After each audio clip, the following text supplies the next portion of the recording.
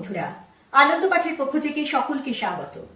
আমার আগের ভিডিওতে নবম শ্রেণীর পাঠ্য লিও টলস্টয় রচিত ইলিয়াস গল্পটির প্রথম খানিকটা অংশের পাঠ এবং লাইন ধরে বিস্তারিত ব্যাখ্যা দেওয়া হয়েছিল। এই গল্পেরই বাকি অংশ অর্থাৎ শেষ অংশের পাঠ ও ব্যাখ্যা থাকবে আজকের ভিডিওতে।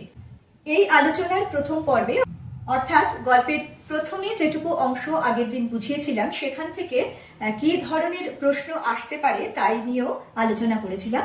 আজকেও ঠিক তেমনি যে অংশটুকু পড়া হবে তার থেকে সম্ভাব্য গুরুত্বপূর্ণ প্রশ্ন বলে দেব। মূল আলোচনায় আসার আগে তোমাদের কাছে অনুরোধ রইল, যারা চ্যানেলটি সাবস্ক্রাইব করনি, তোমাদের যদি এই ধরনের আলোচনা ভালো লাগে এবং এরকম আলোচনা আরো বেশি করে পেতে চাও তাহলে অবশ্যই লাইক, শেয়ার ও সাবস্ক্রাইব করে পাশে থেকো।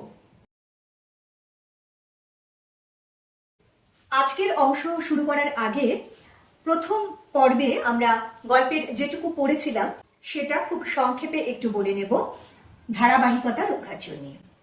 আমরা দেখেছিলাম রাশিয়ার উফা প্রদেশে ইলিয়াস নামে একজন বাস্কি বাস করত, অর্থাৎ বাস্কি সম্প্রদায়ভুক্ত একজন মানুষ বাস করতেন। যেহেতু পশুপালন ছিল এইসব মানুষদের প্রধান জীবিকা, তাই ওই অঞ্চলে মানুষের সম্পদ নির্ধারিত হতো কার কাছে কত পশু আছে তার ভিত্তিতে। এই ইলিয়াসের বাবা যখন মারা যান তখন তার কাছে খুব বেশি কিছু সম্পদ ছিল না। তার বাবা তার জন্য অল্প কিছু পশু রেখে গিয়েছিলেন, অর্থাৎ অল্প কিছু সম্পদ রেখে গিয়েছিলেন। ইলিয়াস এবং তার স্ত্রী প্রচন্ড পরিশ্রম করে এবং সেই সম্পদের সুব্যবস্থা করে ধীরে ধীরে প্রচুর সম্পত্তি করে নিল। ফলে সে প্রচুর সংখ্যক গরু, ঘোড়া ও ভেড়ার মালিক হয়ে উঠল এবং সেই অঞ্চলের নামকরা ধনী হিসেবে তার সুনাম ছড়িয়ে পড়ল। কিন্তু এক সময় ভাগ্যের চাকা ঘুরে গেল। ইলিয়াসের অবস্থা নানান কারণে ক্রমে পড়তে লাগলো। তার দুই ছেলে এক মেয়ের মধ্যে বড় ছেলে এবং মেয়ে মারা যায়, আর ছোট ছেলের বউ অত্যন্ত ঝগড়াটে হওয়ায় এবং তারা তাদের বাবার কথা অমান্য করায় তাদের বাড়ি থেকে তাড়িয়ে দেওয়া হয়। বাড়ি থেকে বিতাড়িত হলেও ইলিয়াস ছেলেকে বেশ কিছু পশু এবং একটা বাড়ি দান করেন। এরপরে দুর্ভিক্ষ ও মরকে তার বাকি পশুগুলিও একে একে চলে যেতে থাকে এবং সেই অঞ্চলের কিরবিজ দস্যুরা তার ভালো কিছু ঘোড়া নিয়ে গিয়ে তাকে একেবারে পথে বসিয়ে দেয়।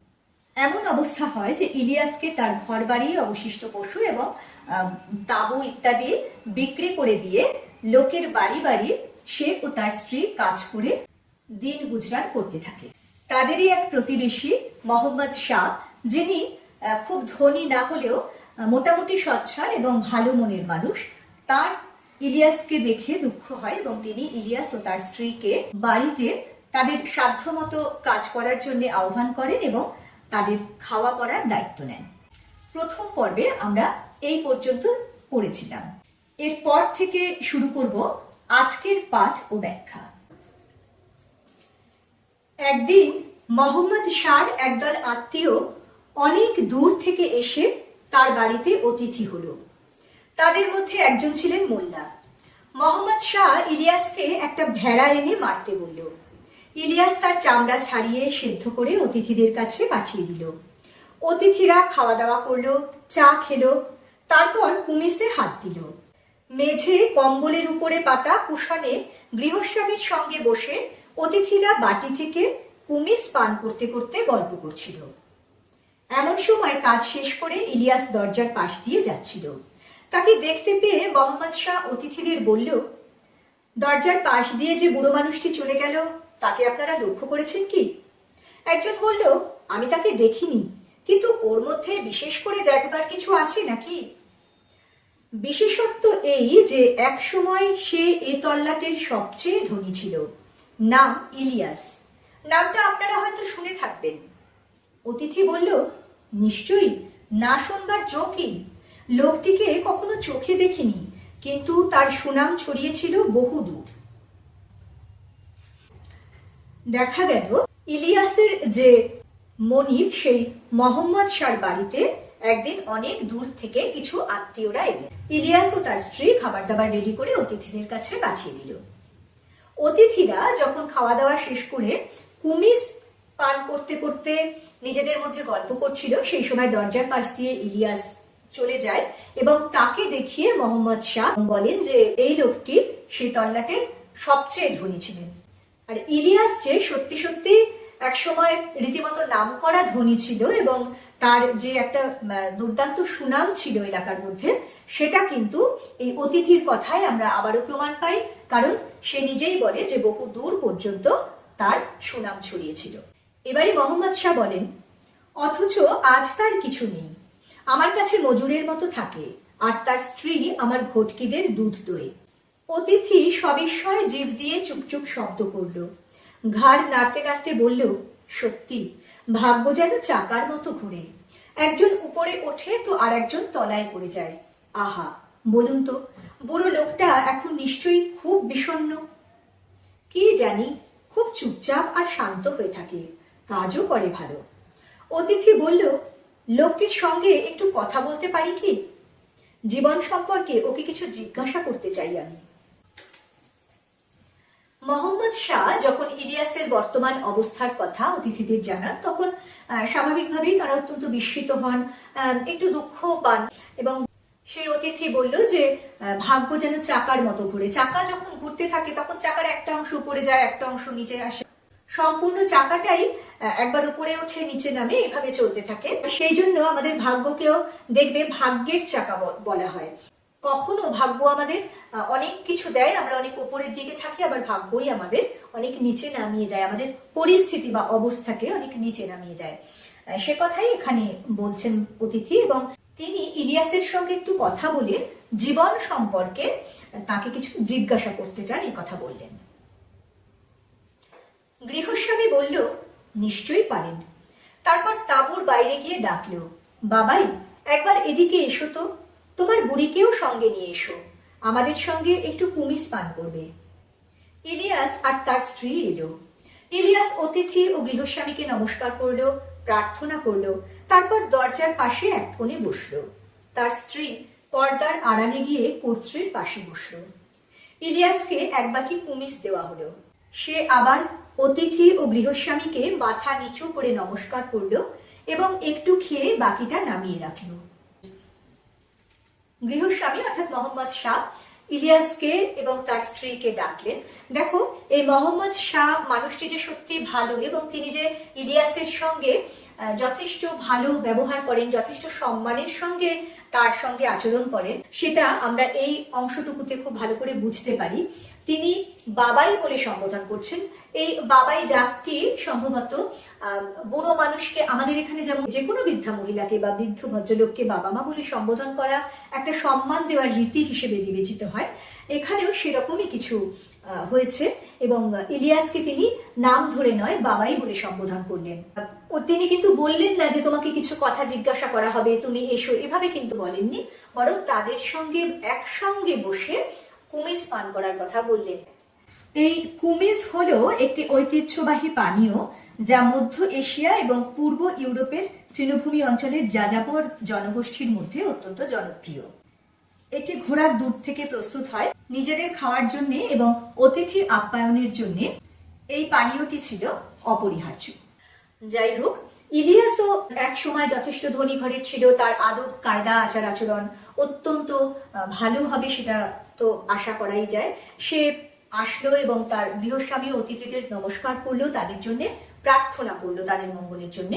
আর তার স্ত্রী কিন্তু সামনে বসলো না, কারণ আমরা জানি এরা মুসলিম পরিবার এবং সেটা কিন্তু বহুকাল আগের সময়কাল, যে সময়টাতে মহিলারা পর্দানুসীন ছিলেন। মোহাম্মদ শাহ অর্থাৎ গৃহকর্ত্রীর স্ত্রীও পর্দার আড়ালে ছিলেন। ইলিয়াসের স্ত্রীও তার সেই প্রভু পত্নীর কাছে গিয়ে পর্দার আড়ালে বসলেন।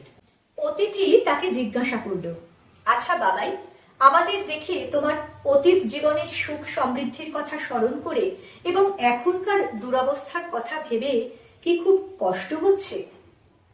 ইলিয়াস হেসে বলল, সুখ দুঃখের কথা যদি বলি আপনারা হয়তো আমার কথা বিশ্বাস করবেন না, বরং আমার স্ত্রীকে জিজ্ঞাসা করুন। তিনি মেয়ে মানুষ, তার মনেও যা মুখেও তাই, এ বিষয়ে তিনি পুরো সত্য বলতে পারবেন।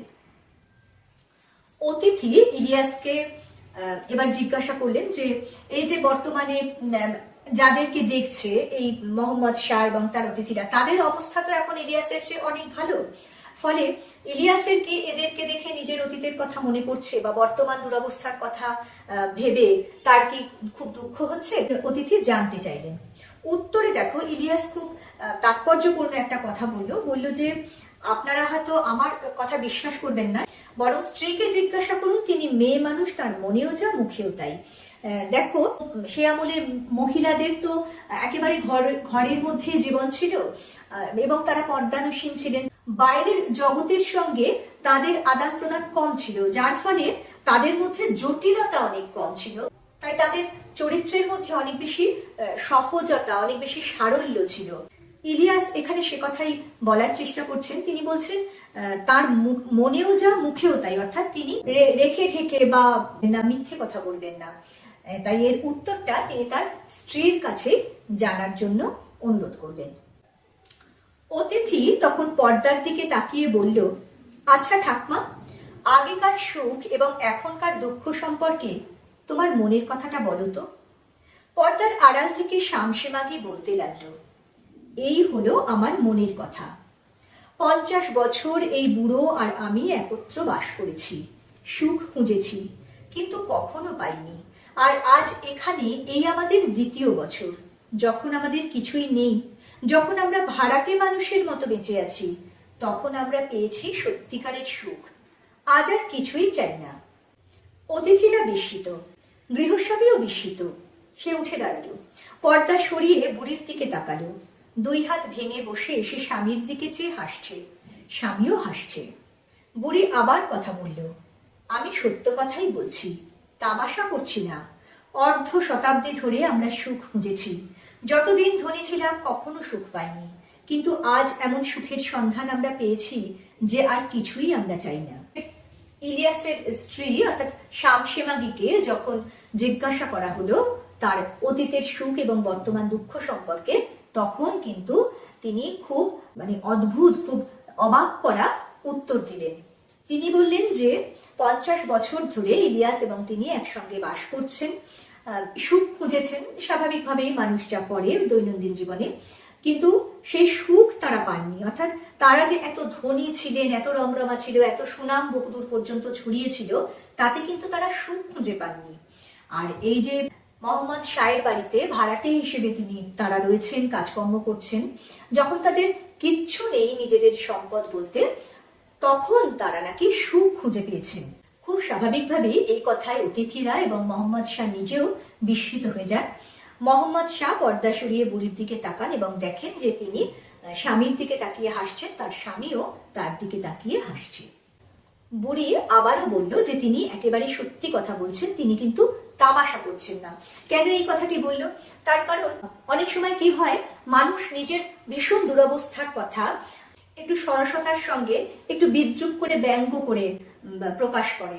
যেমন ধরো খুব কষ্টে কেউ রয়েছে, হয়তো শারীরিক ভাবে খুব অসুস্থ বা অন্য কোনো কারণে খুব কষ্টে, তখন যদি তাকে জিজ্ঞেস করা যায় যে কেমন আছো, সে দেখা যাবে একটুখানি বিদ্রুপের হাসি এসে একটু ঘুরিয়ে উত্তর দেবে যে দারুণ আছি। আসলে সেটা দারুণ থাকা নয়, এটা হলে একটু ব্যঙ্গ করে নিজের ভাগ্যকে বা নিজের পরিস্থিতিকে ব্যঙ্গ করে উত্তর দেওয়া। এটা যে সর্বত্র সব যুগেই প্রচলন ছিল সেটা আমরা বুঝি। এই যে বুড়ি বলছে যে তামাশা করছি না, অর্থাৎ অতিথিরা যেন না ভাবে যে তার এই ভীষণ দুঃখকে সে সুখ বলে একটু ব্যঙ্গ করে তামাশা করে কথা বলছে, সেটা কিন্তু নয়। সে একেবারে মনের কথা, সত্যি কথা বলছে। সে বলছে অর্ধ শতাব্দী ধরে, ওই যে 50 বছর ধরে তারা একসঙ্গে ছিল, তাই বলছে অর্ধ শতাব্দী ধরে তারা সুখ খুঁজেছে, কিন্তু যতদিন ধনী ছিল ততদিন তারা সুখ খুঁজে পায়নি। কিন্তু বর্তমানে তারা এমন সুখের সন্ধান পেয়েছে যে এখন আর তারা কিছুই চায় না। স্বাভাবিকভাবেই তার দিকে প্রশ্ন উঠে যে কিন্তু এখন কিসে তোমাদের সুখ হচ্ছে? বলছি, যখন ধনী ছিলাম, বুড়োর বা আমার এক মুহূর্তের জন্যেও শান্তি ছিল না। কথা বলবার সময় নেই, অন্তরের কথা ভাববার সময় নেই, ঈশ্বরের কাছে প্রার্থনা করবার সময় নেই। দুশ্চিন্তারও অন্ত ছিল না। হয়তো অতিথিরা এলেন, এক দুশ্চিন্তা, কাকে কি খেতে দিই, কি উপহার দিই, যাতে লোকে নিন্দা না করে। আবার অতিথিরা চলে গেলে মজুরদের দিকে নজর দিতে হয়।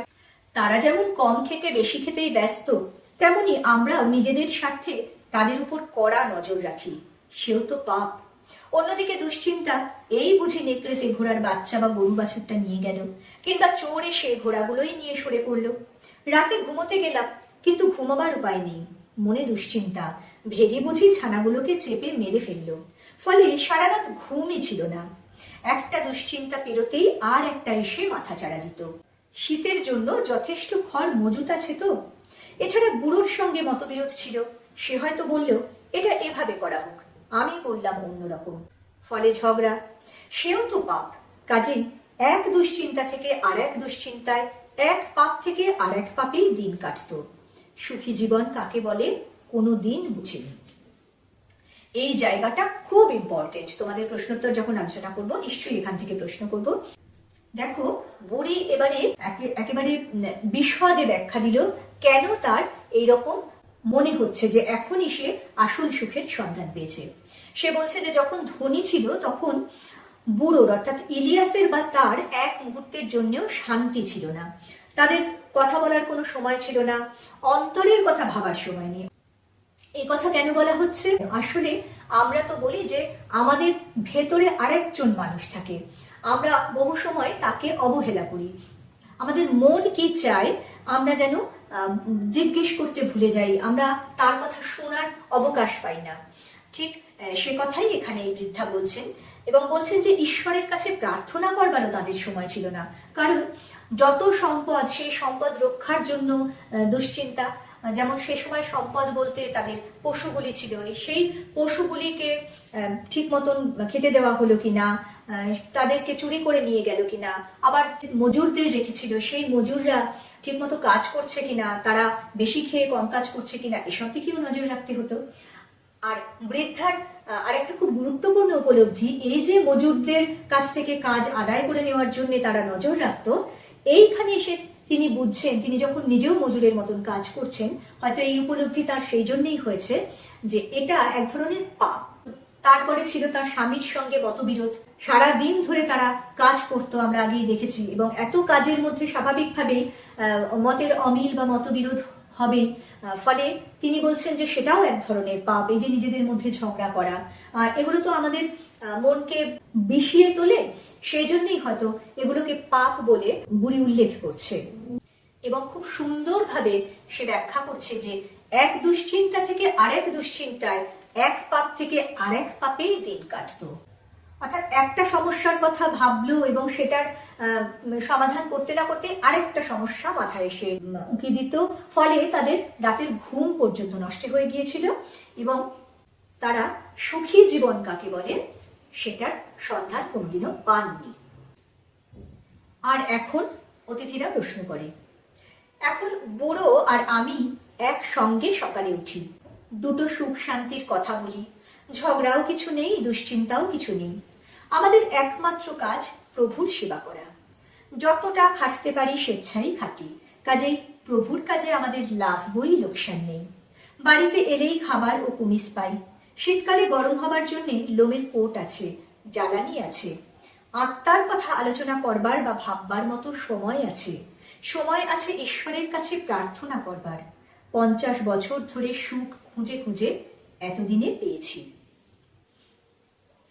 তাদের এখনের জীবনটা সম্পর্কে এবার জিজ্ঞেস করা হলে বুড়ি বলে যে এখন বুড়ো আর সে সকালবেলায় ঘুম থেকে উঠেই কিন্তু নিজেদের মধ্যে একটু কথা বলার অবকাশ পায়, তারা দুটো সুখ শান্তির কথা বলে। এখন তাদের কাজ নিয়ে মতবিরোধ নেই, ফলে ঝগড়াও নেই, অশান্তিও নেই, দুশ্চিন্তাও নেই, কারণ নিজেদের সম্পদ বলতে কিছু নেই। তাকে রক্ষা করার জন্য, তাকে পাহারা দেওয়ার জন্য বাড়িতে অতিথিরা এলে তাদের কিভাবে আপ্যায়ন করবে, সেই সব দুশ্চিন্তার দিন তাদের শেষ হয়ে গেছে। তাদের তো এখন হাজারটা কাজ নয়, তাদের একমাত্র কাজ প্রভুর সেবা করা, এবং সেই কাজটা যেহেতু তারা স্বেচ্ছায় করে, তাদের উপরে জোর করে কোনো কিছু চাপিয়ে দেওয়া হয় না, ফলে তারা সেই কাজটা খুব আনন্দের সঙ্গে করে, যাকে বুড়ি ব্যাখ্যা করছে যে তাতে তাদের লাভ বই, তাই লোকসান নেই। এবং বাড়িতে এলে তাদের খাবার কোনো অভাব হয় না, শীতের দিনে গরম কাপড়ের আগুনের কোনো অভাব হয় না। এর চেয়ে বেশি তাদের আর কিছুর দরকার নেই। আসলে মানুষের বেঁচে থাকার জন্য বোধহয় এর চেয়ে কিছু প্রয়োজন হয় না, সেটাই বুড়ির কথা এখানে ধরা পড়েছে। এই জায়গাটা খুব ইম্পর্টেন্ট। দেখো, বলছে আত্মার কথা আলোচনা করবার বা ভাববার মতো সময় আছে। আত্মার কথা আলোচনা করার মানে, আত্মা মানে আমরা এক অর্থে বুঝি ভূত, এখানে তো তা নয়। আত্মা মানে আসলে অন্তরাত্মা। এই যে আগের প্যারায় বলা হলো যে মনের কথা ভাবার সময় পাই, সেই মনের কথা, তাদের একেবারে অন্তরের যে আকাঙ্ক্ষা, তারা এতদিন যেটা ভাবার বা শোনার মতো সময় পায়নি, সেটা তারা এখন পাচ্ছে। আর সেই সঙ্গে তারা এখন প্রার্থনা করার সময় পাচ্ছে। এমনিতেই বলা হয়ে থাকে বৃদ্ধ বয়সে মানুষের আধ্যাত্মিক চেতনা জাগ্রত হয়। এখানেও অনেকটা সেরকমই বলা হচ্ছে, তারা এখন ঈশ্বরের কথা ভাববার, প্রার্থনা করার জন্য অনেক সময় পায়। ফলে 50 বছর ধরে তারা যে সুখ খুঁজেছে তা তারা এখন পেয়েছে, অর্থাৎ তাদের জীবনে যেন একটা স্থিতি এসেছে, একটা শান্তি এসেছে। অতিথিরা হেসে উঠল, কিন্তু ইলিয়াস বলল, বন্ধুগণ হাসবেন না, এটা তামাশা নয়, এটাই মানুষের জীবন। আমার স্ত্রী আর আমি অবুঝ ছিলাম, তাই সম্পত্তি হারিয়ে কেঁদেছিলাম, কিন্তু ঈশ্বর আমাদের কাছে সত্যকে উন্মুক্ত করেছেন। আর সে কথা যে আমরা আপনাদের বললাম তা ফুর্তির জন্য নয়, আপনাদের কল্যাণের জন্য। অতিথিরা এই বুড়ির এমন দার্শনিক কথাবার্তায় হেসে উঠল, অর্থাৎ তারা যেন এটাকে পুরোপুরি বিশ্বাস করতে পারলো না, তার কথার অন্তর্নিহিত অর্থকে তারা ঠিক ধরতে পারলো না। তারা ভাবলো যে এই সব হারিয়ে বুড়ি যেন একটু এরকম দার্শনিক হয়ে একটা সান্ত্বনা দিচ্ছে। কিন্তু ইলিয়াস তখন তাদেরকে বলল যে এটা হাসি বা তামাশা করার জন্য বলা হয়নি, এটাই সত্যি, এটাই জীবনের পরম সত্যি। তিনি আর তার স্ত্রী অবুঝ ছিলেন, তাই যখন তারা সম্পত্তি হারিয়ে ফেলেছিলেন তখন তারা খুব কান্নাকাটি করেছিলেন, যেটা খুব স্বাভাবিক। মানুষের যখন অনেক কিছু থাকে, তখন সেগুলো যখন এক নিমেষে হারিয়ে যায় তারা কিন্তু প্রথমটায় ভেঙে পড়ে। তাদেরও সেটাই হয়েছিল, কিন্তু ধীরে ধীরে তারা জীবনের এই চরম সত্যিটা যখন বুঝছেন, যে যাকে ইলিয়াস ব্যাখ্যা করেছে, ঈশ্বর আমাদের কাছে সত্যকে উন্মুক্ত করেছেন। দেখো আমাদের যে ধর্মগ্রন্থ বা আধ্যাত্মিক যে বাণী রয়েছে, তোমরা আরো বড় হলে সেগুলো আরো ভালো করে বুঝবে, সেখানেও কিন্তু এই কথাই বলা হয়েছে যে জাগতিক যে চাওয়া পাওয়া সেগুলির যখন অবসান হয় তখনই মানুষের কিন্তু অন্তরের যে সত্য, অন্তরের যে শান্তি, সেটা জেগে ওঠে। এখানেও অনেকটা সে কথাই বলা হয়েছে। এবং ইলিয়াস বলছে এই যে কথাগুলো বলা হলো তা ফুর্তির জন্য নয়, আপনাদের কল্যাণের জন্য। অর্থাৎ তারা যে হেসে উঠলো, তারা যেন একটু মজা পেল ইলিয়াসের স্ত্রীর এই দার্শনিক কথাবার্তা শুনে, সেটা কিন্তু মজা করার জন্য যে নয়, সেটা তাদের কল্যাণের জন্য। কেন কল্যাণের জন্য না, এই কথাগুলো তারা যদি, অর্থাৎ অতিথিরা যদি এখন সময় থাকতে উপলব্ধি করে, তাহলে তারাও তাদের এই ব্যস্ত জীবনে কি ভুল করছে না করছে সেটা সম্পর্কে হয়তো একটু সচেতন হবে। এটাই ইলিয়াস বলতে চেয়েছে। আর একদম শেষে তাদের মধ্যে যে একজন মোল্লা ছিলেন, মোল্লা হলেন এই মুসলিম সমাজের এক বিশেষ ব্যক্তি। তিনি হলেন ধর্মীয় নেতা, মুসলিম ধর্মযাজক বা ইসলামী পণ্ডিত। বিশেষত সেই সময়ে মুসলিম সমাজে এর যথেষ্ট প্রভাব বা সম্মান ছিল। তিনি বললেন, এটা খুবই জ্ঞানের কথা, ইলিয়াস যা বলল সবই সত্য এবং পবিত্র গ্রন্থে লেখা আছে। শুনে অতিথিরা ভাবতে বসল। সেই মোল্লা তাদের বলেন, কারণ তিনি আবার এসব আধ্যাত্মিক গ্রন্থ এসব পড়েছেন, সে সম্পর্কে তিনি আরো ভালো জানেন। তিনি বললেন যে ইলিয়াস যা বলল সবই সত্যি এবং পবিত্র গ্রন্থ। পবিত্র গ্রন্থ অর্থে এখানে আমরা ধরে নিতে পারি কোরআনের কথা বলা হচ্ছে, যেহেতু তারা মুসলিম ধর্মাবলম্বী, এবং সেই গ্রন্থে এই কথাগুলি লেখা রয়েছে। যখন মোল্লার কাছ থেকে ইলিয়াসের কথার এই অনুমোদন পাওয়া গেল বলা যেতে পারে, তখন অতিথিরা কিন্তু এই কথাগুলি নিয়ে ভাবতে বসলো, অর্থাৎ তারা তার কথাকে এবারে গুরুত্ব দিল। এখানে এই গল্পের সমাপ্তি। লেখক পরিচিতি দেবার সময় আমি বলেছিলাম যে লিও টলস্টয়ের প্রায় সব লেখাতেই, বিশেষত ছোট গল্পগুলিতে, জীবনের প্রকৃত সত্যকে খুঁজে নেওয়ার বা সেই জিজ্ঞাসাকে বড় করে তোলার একটা লক্ষ্য থাকে। এই গল্পের মধ্যেও কিন্তু, বিশেষত এই শেষাংশটুকুতে কিন্তু আমরা তারই প্রমাণ বা পরিচয় পেলাম। বন্ধুরা, আশা করি দুটি পর্বের মধ্যে দিয়ে লিও টলস্টয় রচিত ইলিয়াস গল্পটির যে ব্যাখ্যা তোমাদের কাছে রাখলাম, তার মধ্যে দিয়ে গল্পটি বুঝতে তোমাদের সুবিধে হবে। আর যে সম্ভাব্য প্রশ্নগুলির কথা বললাম সেগুলিও তোমরা এই ব্যাখ্যা মন দিয়ে শুনলে কিন্তু নিজেরাই তৈরি করতে পারবে। যদিও পরবর্তীকালে এই গল্পটি থেকে ছোট এবং রচনাধর্মী দু ধরনের প্রশ্নোত্তরই আলোচনা করব। খুব তাড়াতাড়ি পরের ভিডিও নিয়ে ফিরে আসবো। সঙ্গে সঙ্গে নোটিফিকেশন পেতে চাইলে সাবস্ক্রাইব করে বেল বাটনটি অন করতে ভুলো না। আজকের মতো টাটা।